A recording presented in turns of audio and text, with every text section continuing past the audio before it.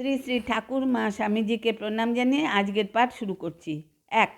স্ত্রীর কর্তব্য পতির সব আদেশ নিঃসংকোচে পালন করা। জননীর কর্তব্য সন্তানের মঙ্গলার্থে আর সব কিছু তুচ্ছ করা। শ্রীমার জননী ভাবের কাছে জায়াভাব বারবার পরাজিত হয়েছে। রামকৃষ্ণগত প্রাণা সারদাকে ছাপিয়েও অনেক সময় বড় হয়ে উঠেছে তার ভক্ত জননী রূপটি। 2.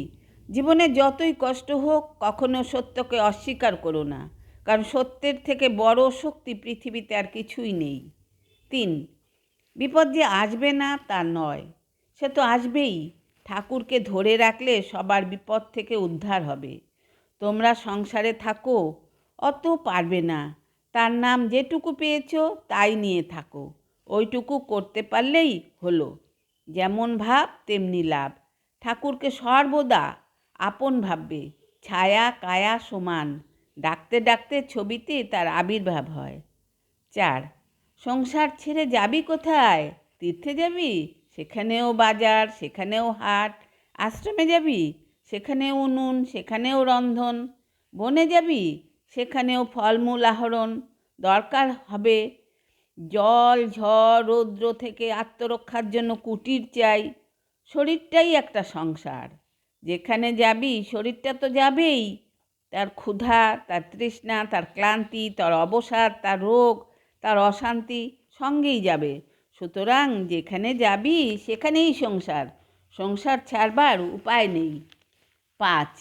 শ্রীমা কথামৃত পাঠ শুনিয়া মাস্টার মশাইকে পত্রে বলিয়াছিলেন, তোমার নিকট যে সমস্ত তাহার অর্থাৎ ঠাকুরের কথা আছে তাহা সব সত্য।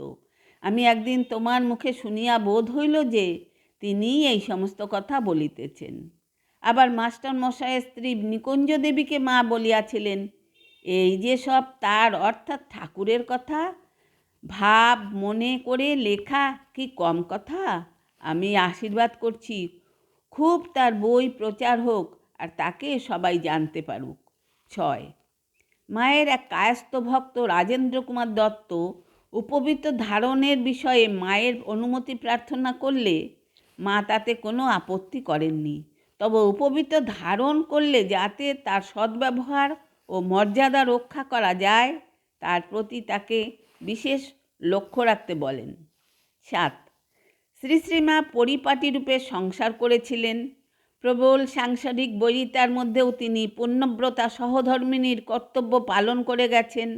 জপ ধ্যান করেছেন, তীর্থ করেছেন, পূজা করেছেন, ভক্তদের প্রসাদ বেটে দিয়েছেন, আত্মীয় স্বজন ও অতিথিদের সেবা যত্ন করেছেন, তরকারি কুটেছেন, রান্না করেছেন, পরিবেশন করেছেন, এঁটো তুলেছেন, ঘর নিকিয়েছেন, বাসন মেজেছেন, কাপড় কেচেছেন, পান সেজেছেন। 8. শ্রীমা একটি পারিবারিক আবেষ্টনীতে উজ্জ্বলতম বিগ্রহরূপে বিরাজমানা। কাঁচা আমির ঢিপিটাকে শরণাগতির বাড়িতে অভিসিঞ্চিত করতে উপদেশ দিতেন। তিনি বলতেন, মনে করবে এ ঠাকুরের সংসার, তুমিও ঠাকুরের, ঠাকুরের সংসারে ঠাকুরের কাজ করছো। 9. শ্রী শ্রী মায়ের বিখ্যাত উক্তি, সাধু ভালো, বিদ্বান সাধু আরও ভালো। 10.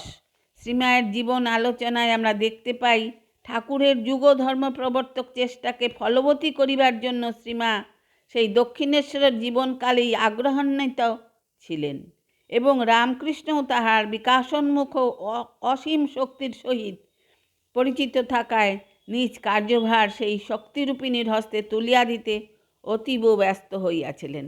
আজ এখানেই শেষ করছি। আপনারা সবাই আমার নমস্কার জানবেন, ভালো থাকবেন, সুস্থ থাকবেন।